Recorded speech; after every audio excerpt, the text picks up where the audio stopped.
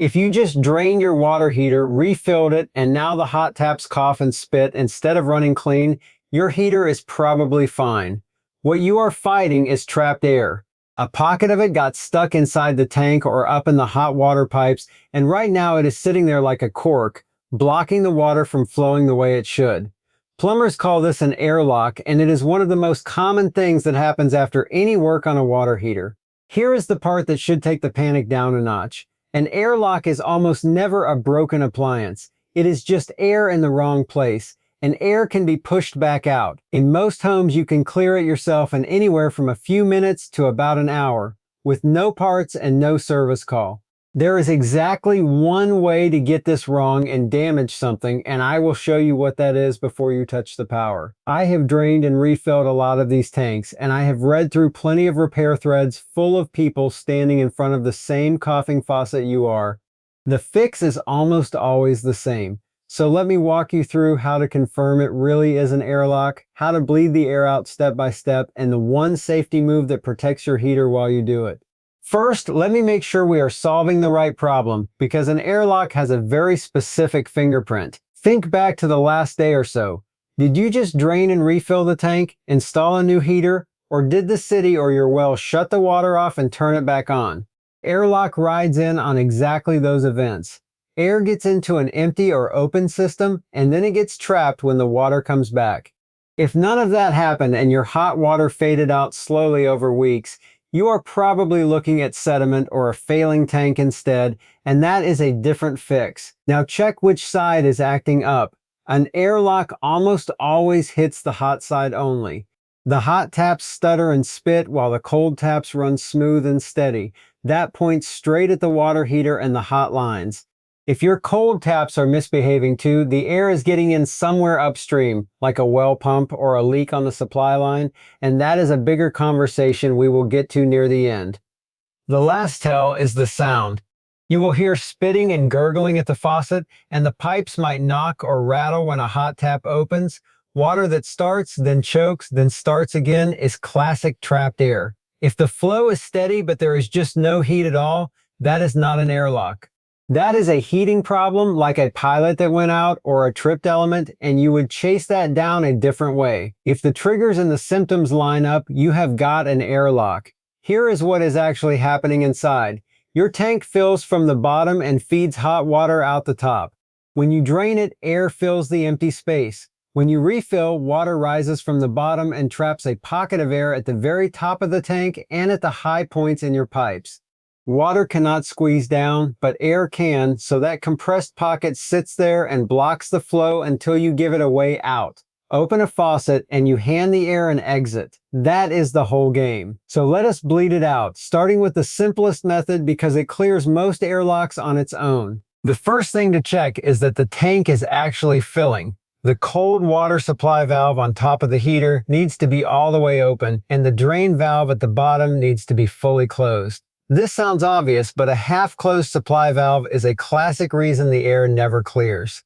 Next, go to the hot side of one faucet, open it, and just leave it open while the tank fills. This gives the trapped air a vent right from the start. Many pros will open a hot faucet before they even turn the main supply back on, for exactly this reason.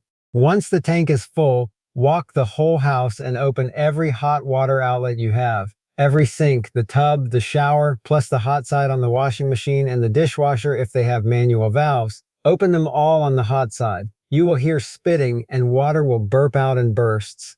That is not a problem. That is the air leaving exactly like it should. Then let them all run for about 5 to 10 minutes until each faucet settles into a smooth, steady stream with no more sputtering. Shut them off one at a time.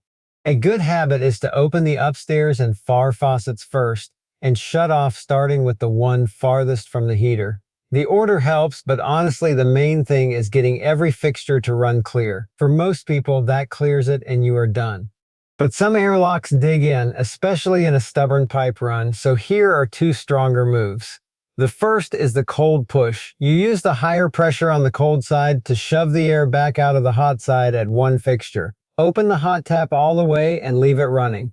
Then open the cold tap on that same faucet for 3 to 5 seconds and shut it off. Go run a hot tap somewhere else for about 30 seconds, come back and do the cold burst again. Cycle that a few times and the extra pressure usually punches the air pocket loose. The second is the hose trick for a hot line that just will not clear. Find a fixture with two separate taps, hot and cold, or use the washing machine hookups. Connect a short hose from the cold tap to the hot tap and clamp both ends tight so the pressure cannot blow it off. Open the hot tap fully, then slowly open the cold. The cold side pressure drives water backward through the hot line and forces the air out the other way. Let it run 30 to 60 seconds. This is the heavy hitter when running faucets alone is not enough.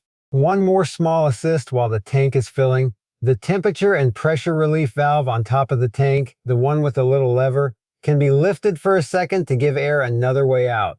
Let it back down as soon as water comes out instead of air, and stand clear because whatever comes out can be hot. Now the one safety move I promised, and this is the part you do not skip, it matters most on electric water heaters. The heating elements in an electric tank are built to sit underwater. Water pulls heat off them and they need that. If you switch the power on while there is still air around an element, it overheats almost instantly because air does not carry the heat away. This is called dry firing, and it can destroy an element in 30 to 45 seconds. Even if you start filling and flip the power on at the same time, the element usually burns out before the water ever rises high enough to reach it. And that kind of damage is not covered under warranty because it counts as misuse. So the rule is simple. Fill completely first, then power second. Leave the breaker off until a hot faucet runs a full, steady, air-free stream. That steady flow is your proof the tank is full and the air is gone.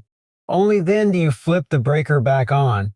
Some newer heaters even have dry fire detection that will lock the element out if it catches you, and clearing that can mean a reset or a service call. If you have a gas heater, there is no element to burn out, but the same logic holds. Fill the tank completely, confirmed by that steady hot stream, before you relight the pilot or turn the gas control back to on. Lighting under an airbound tank just wastes gas and can trip the safety. Now what if you bleed all the air out and a few days later it is coughing again? A one-time airlock that stays gone is just normal air from the work you did, but air that keeps coming back is a symptom of something real, and rebleeding it forever is not the answer. The most common cause is the anode rod inside your tank.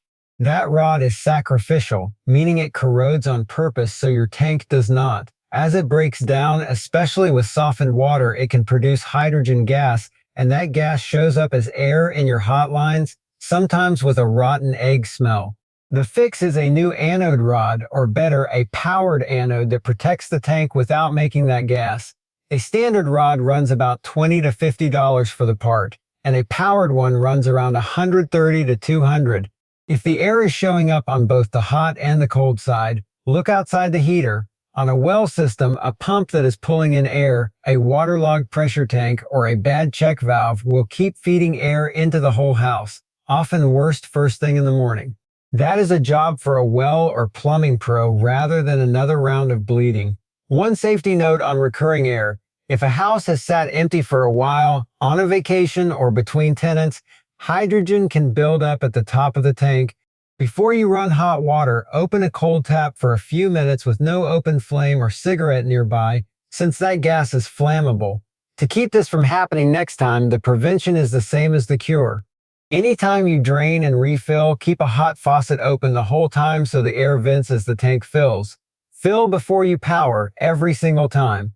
And after the city does work on the main, expect a little sputtering and just run your hot taps to clear it. So that is the whole fix. Confirm the airlock by the recent work and the stuttering hot side. Bleed it out by running every hot faucet until it runs clean, and never energize an electric element until that water flows steady. Do that and your hot water comes back the same day with nothing spent but a little time.